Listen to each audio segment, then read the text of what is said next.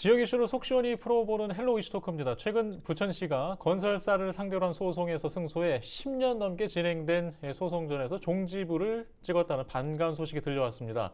바로 지하철 7호선 연장 공사와 관련한 입찰 담합 소송인데요.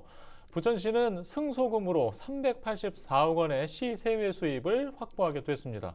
이번 소송의 내막과 의미를 돌아보겠습니다. 오늘 함께할 두 분 소개합니다. 부천시의회 더불어민주당 박정산 의원과 국민의힘 광래경 의원 자리하셨습니다. 안녕하십니까? 예. 자, 오늘은 좀 반가운 소식을 전해드리기에 앞서 또 두 분 의원께서 의정 활동에서 좋은 평가가 최근에 있으셨다고요? 간단히 좀 듣고 지나갈까요, 박 의원님? 그러게요. 그냥 감사드릴 뿐이고 그런 정책과 이렇게 추진했던 사업들이 시민들 그리고 우리 부천 시민들이 좀 자부심을 느꼈으면 좋겠고요.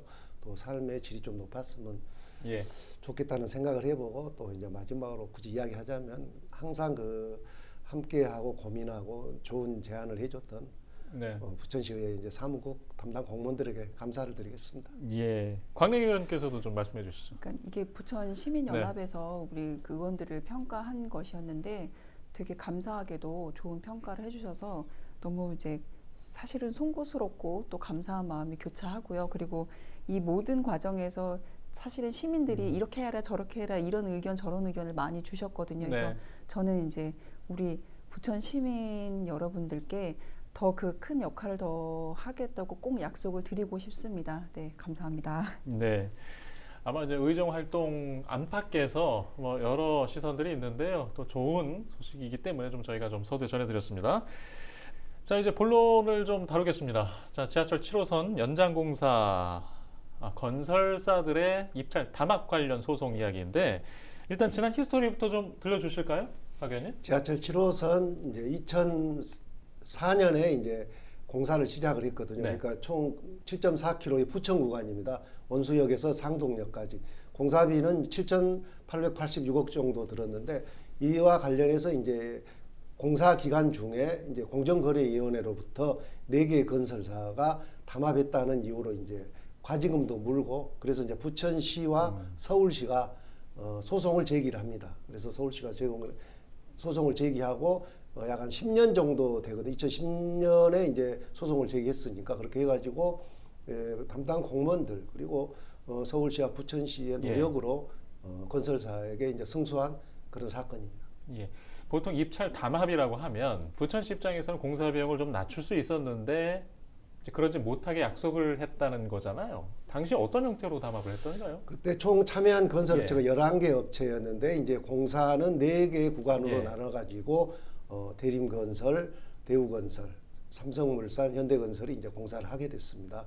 하게 됐고 이제 한 공구씩 나눠서 했는데 이게 쉽게 말하면 이제 들러리 입찰이라고 이렇게 이야기를 할 수가 있습니다. 그래서 그러니까 미리 이제 입찰 가격을 정하고 나머지 건설사들은 특정 업체가 입찰을 받을 수 있도록 협조하는 정도의 이런 입찰로 인해서 이제 문제가 된 건데 사실 이게 시장에서 대단히 이제 이 담합 문제가 거래 질서를 어지럽히는 게 대단히 엄하게 이제 규정을 하고 있잖아요. 그래서 우리 서울시와 이제 부천시도 그 당시에 문제 제기를 했던 소송 금액은 270억 원이었습니다. 근데 그게 이제 계속 한 10년 진행되면서 금액이 이제 늘어나게 된 것이죠.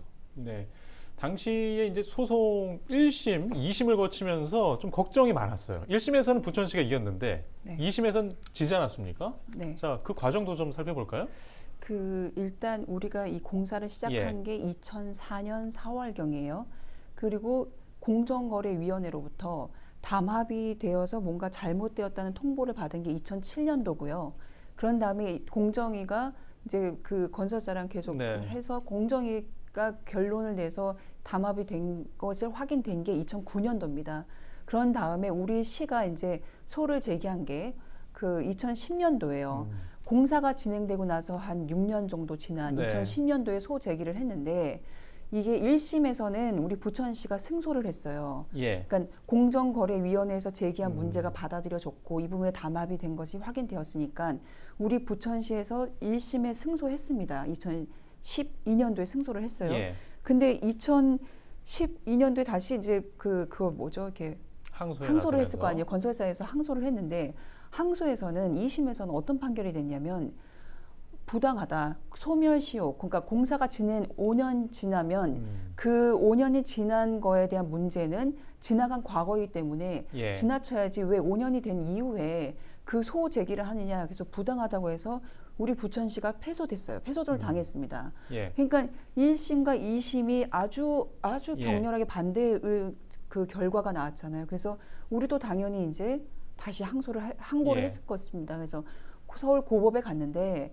그 과정에서는 어떤 판결이 났냐면 1심의 승소 과정과 2심의 패소 과정의 그 가장 쟁점이 됐던 거는 소멸시효입니다. 예. 그 5년 안에 이 소를 제기했어야 되는 문제에 대한 그 내용의 다툼이었는데 예. 그 부분에서는 이게 최초 계약일은 2004년이지만 예. 최초의 그 계약에 대한 내용과 이 또 연차별로 진행되는 사업들의 그 계약은 연차별 계약이 달리 분리되어 있으니 이 부분은 소멸시효 5년에 해당되지 않고 소 제기가 타당하다고 하여 그 다음에 우리 서울고법에서 우리 대법원 가서는 우리가 승소했습니다. 네. 그래서 이제 다시 뒤바뀐 거죠. 지금 그런 상황에서 우리 부천시가 승소를 하여 아까 그 손해배상을 380억 정도, 384억 정확하게 그게 이제 우리 배당금이 된 것입니다. 예. 어떻게 보면 이제 소멸시효에 대한 법적 판단이 좀 왔다 갔다 한 과정이 있었는데 부천시도 확신을 가지고 계속 나섰던 게 좀 좋은 결과로 나오지 않았나 싶고요. 일단 좋은 결과입니다. 자, 박 의원님, 이제 부천시가 뒤늦게 좀 소송을 제기한 거잖아요. 먼저 공정거래위에 사실이 발생한 이후에 늦어진 것도 있지만 왜 이제 소송을 이렇게 제기하게 됐을까요?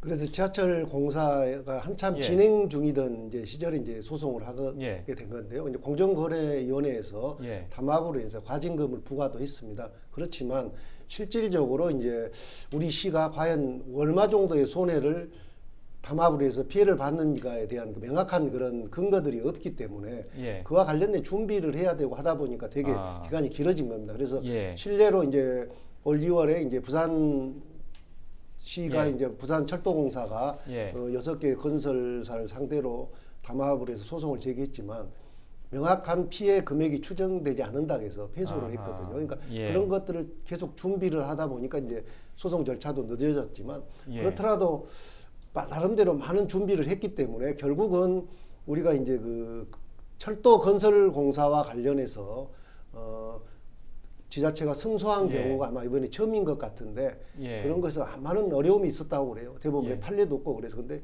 앞으로 이런 문제들로 인해서 건설 현장에 공사 건설 회사들의 담합 문제가 많이 해결될 걸로 그렇게 생각을 하고 있습니다. 예, 참 적지 않은 돈이 들어가고 세금이 투입되는데 있어서는 안 될 일이겠죠. 일단 10년 동안 소송을 했어요. 10년 동안 이긴다는 물론 믿음은 있었겠지만 확신은 없었잖아요. 그렇죠. 소송 비용도 많이 발생했을 것 같아요. 자, 이게 얼마나 들어갔죠? 이게 이제 우리가 1심에서 이겨가지고 이제 334억 원을 이제 우리 부천시가 받았거든요. 근데 다시 2심에서 패소하면서 373억을 물어줬습니다. 그동안 소송에 관련된 비용하고 이제 이자가 이제 소송 진행 중일 때는 뭐 5%인데 소송이 끝나고는 20%로 늘어나나 봐요. 그래서 우리 시에 어려운 재정 여건이 있어가지고 서울시의 협조로 해가지고 일단 378억 원을 다시 건설사에 이제 물어주고 다시 이제 소송을 해서 대법원까지 확정 판결 받으면서 총 우리 부천시가 이제 서울시와 통합을 한 420억 정도의 손해배상을 받았습니다. 받아서 서울시 지분과 그와 관련된 손해 비용들을 다 빼고 나니까 결국은 이제 우리 부천시의 384억 원이 이제 12월에 이제 예정돼 있는 이제 부천시의 2차 정례에 2차 추경에 이제 세 수입으로 잡힐 걸로 그렇게 이제 모든 것을 이제 정리해 놓은 상태입니다. 이게 뭐 선례들이 많지 않다고 했는데 좋은 결과로 나와서 너무나 좀 다행입니다만은. 자, 이게 승소금이 이제 세외 수입으로 잡혔는데 뭐 활용 계획도 지금 시에서 밝히고 있나요? 이제 아직 구체적인 금액까지는 나오지 않았지만 이제 약 384억 원에 대해서는 다시 이제 철도에 대한 그런 이제 철도에 대한 사업으로 쓰겠다는 의지는 이제 확고한 것 같고요. 그리고 그 과정에서 우리가 이제 2019년도에 그 철도 열차 간 간격을 단축시키기 위해서, 그러니까 시간을 단축시키기 위해서 서울교통공사로부터 임대한 그 차량이 있습니다. 예. 그래서 그 차량에 대한 부분들을 하기 위해서 다시 우리가 또 새로운 거를 2024년이면 반납을 해야 되니까 그 예. 새로운 열차를 다시 구입을 해야 다시 지금까지 해결된 문제를 계속 문제 없이 가니까 그 부분에 대해서 임대한 부분을 반환하고 새로 구입하는 전동차를 할 구입 비용과 예. 아직 산정은 되지 않았다고 합니다. 구입 비용과 그리고 또 코로나로 인한 또 손실 액이 있을 거 아니에요. 그 손실을 또 보전해야 되는 보전금 예. 그리고 또 이미 이제 국가에서 이제 4차의 국가 그 철도 계획이 다 나왔거든요. 지난번에도 우리 대장선을 연장 한 해 예. 만에 이제 우리 부천시와 관련된 여러 가지 철도선이 있는데 계획되어 있는 선들에 대해서 어쨌든 철도를 구축하고 또 운영에 있어서 보상금 예. 보전해야 되는 항목들을 다 찾아서 이 부분들 뭐 많다고 하면 많지만 또 어쨌든 네. 철도 사업에서는 그렇게 큰 액수는 아니니까 예. 그런 손실들을 좀 보전할 계획으로 하고 있다고 합니다. 예. 일단 금액이 적지 않은 규모고요. 네. 또 부천시에서는 그 오랜 동안 또 이게 뭐 매체나 시민들도 중요하게 지켜봐왔던 문제라 하여튼 매듭이 잘 지어져서 다시 한번 좀 말씀드리지만 다행이고 좋은 결과입니다. 일단 그래서 이게 좀 저희가 좀 이 의미를 좀 얘기해 볼 필요가 있는 것 같아요. 뭐 신도시 건설도 지금 부천시가 또 남아 있고 또 따르는 그런 지하철 연장 공사들도 계획돼 있고 이번 승소를 통해서 뭔가 좀 더 잘 지켜봐야겠지만 그 우리가 눈여겨봐야 될 지점들이 있지 않습니까? 네. 그런 의미도 좀 있을 것 같아요. 좀 의견들을 좀 각자 좀 듣고 싶습니다. 박 의원님. 예. 이게 이제 어떻게 보면 지하철 건설과 관련해서는 시에서는 사실 전문가들이 아니기 때문에 예. 이 담화 금액이나 이 공사비 산정 문제에 대해서 그렇게 깊은 지식이 없기 때문에 그 문제에 대해서 이제 예. 앞으로는 철저하게 어떤 따져봐야 되는 그런 과정이 꼭 필요할 것 같아요. 그렇게 해서 또 그 다음에 이제 운영되면서 적자나는 문제들, 실제 예. 이제 지하철 7호선 같은 경우가 아까도 우리 광래경 의원께서 말씀하셨지만 2017년까지는 예. 적자 폭이 거의 없었습니다.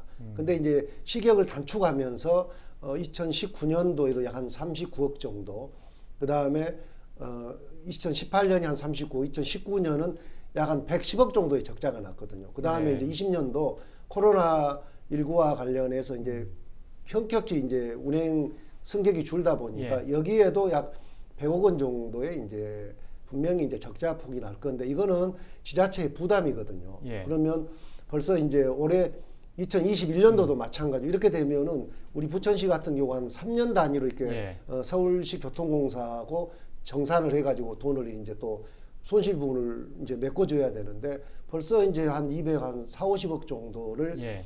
손실 보전에서 메꿔줘야 되는 이런 문제들이 있거든요. 그러다 보면 시의 재정으로 봤을 때 분명히 도시에 철도는 있어야 되는데 그 철도에 부담되는 손실 부분 문제들. 그러니까 우리가 아까 말한 대장동도 대장 홍대선 같은 경우도 만일에 이 수익이 떨어지고 적자폭이 커진다 하면 이런 부분들이 철도와 관련해서도 시에 많은 재정 부담을 할 수 있겠다 이런 문제들이 있기 때문에 좀 심사숙고해서 그런 문제들을 접근해야 된다는 생각을 하고 있습니다. 예, 당연히 그래야겠죠. 예, 박 의원께서도 의견 좀 듣겠습니다. 그러니까 아까 또 언급됐지만 교통 시설에 대한 이런 분쟁이 그리고 지자체 간의 분쟁이나 뭐 광역 차원의 분쟁이나 예. 이런 부분에서 사실상 건설사를 상대로 해서 이렇게 소송해서 이기기가 쉽지는 않거든요. 그리고 부산의 교통공사의 사례에서도 네.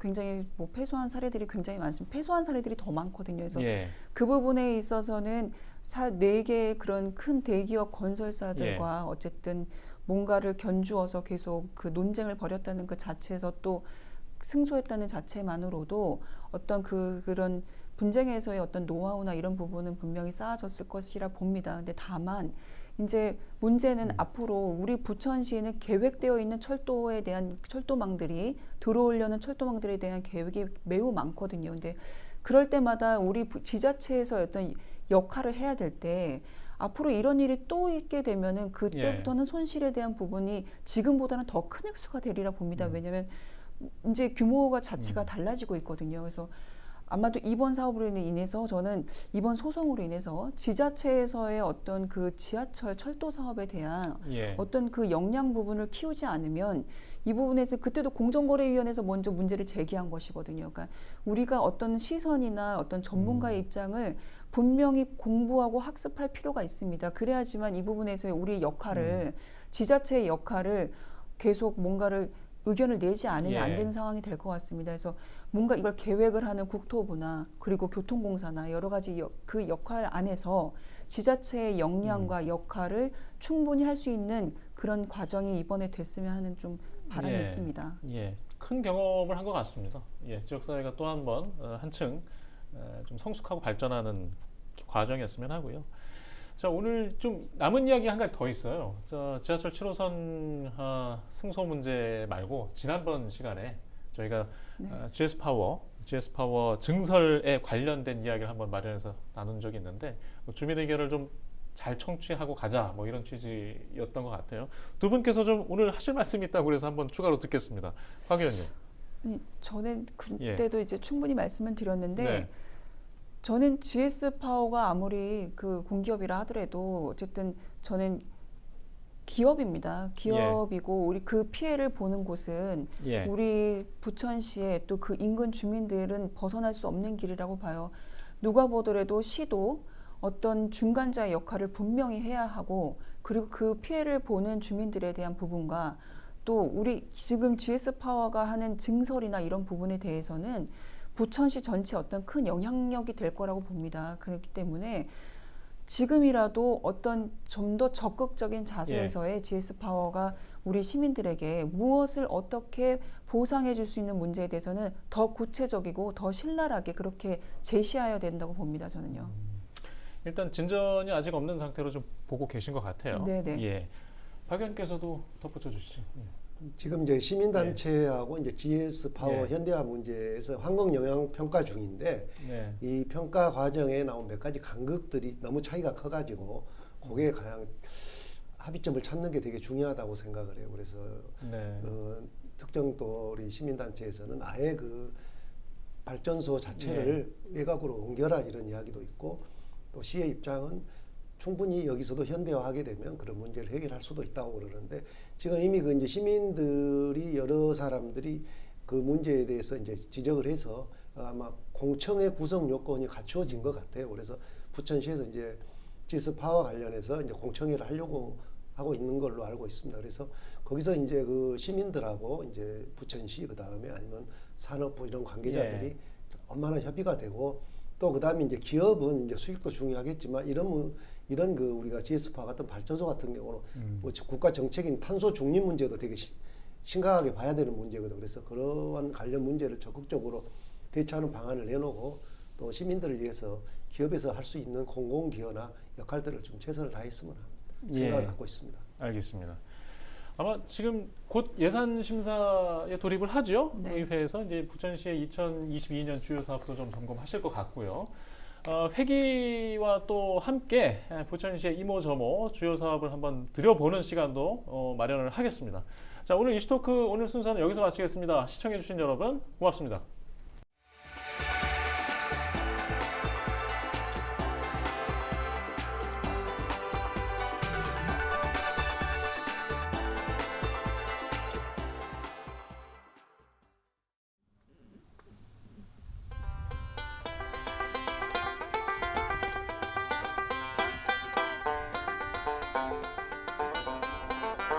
논에 곰포가 막 이렇게 굴러다니는 거를 보고서 저기도 어떻게 보면은 빈 벽이라는 생각이 들어가지고 거기에 들어가서 처음 작업을 하게 됐는데요. 갤러리에 가서 그림을 볼 때는 저희가 어렵잖아요. 특히 어르신분들은 되게 어렵게 생각하시는데 이런 되게 익숙한 내가 일하는 들판에 곰포에 내가 아는 이웃의 누군가의 얼굴이 그려져 있다고 생각하면은 되게 재밌잖아요. 뭔가 이런 그림이라든지 미술을 멀게만 느껴지고 이런 게 좀 가깝지 않다고 느껴지는 그런 어르신분들을 위해서 작업을 좀 했다고 생각할 수 있어요.